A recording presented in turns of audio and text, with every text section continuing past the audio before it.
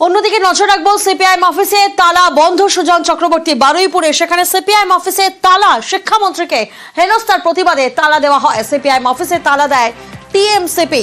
CPIM অফিসে তালা, সুজন চক্রবর্তীকে তালা বন্ধ করা হয়।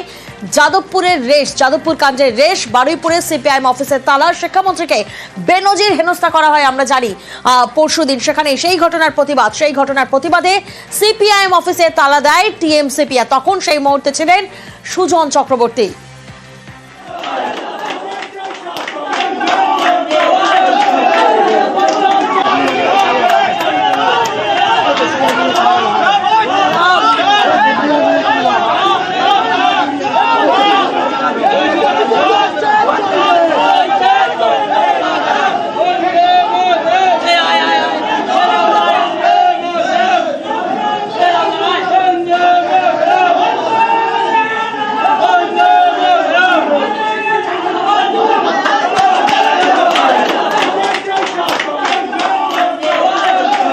অর্পণ এই মুহূর্তে আমাদের সঙ্গে রয়েছেন। অর্পণ, যে ছবি আমরা দেখছি, রীতিমতো সিপিএম এর পার্টি অফিসে ঢুকে বিক্ষোভ দেখানো হয় এবং তারপর তালা বন্ধ পরিস্থিতি। সুজন চক্রবর্তী তিনি ভিতরে থাকেন, তারপর কি ঘটলো?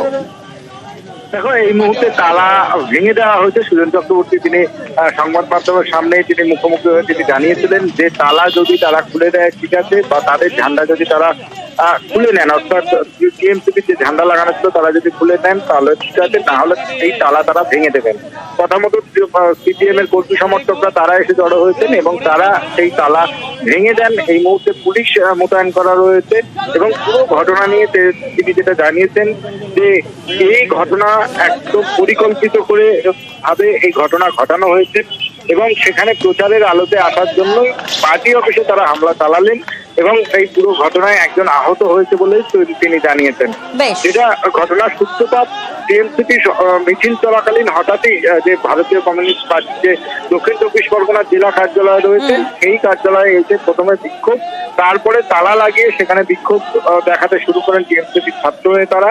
তারপরেই পার্টি অফিসে তারা উঠতে যান এবং বেশ কয়েকজন সিপিএম এর কর্মী সমর্থক তারপরেই ব্যাপক উত্তেজনার সৃষ্টি হয়।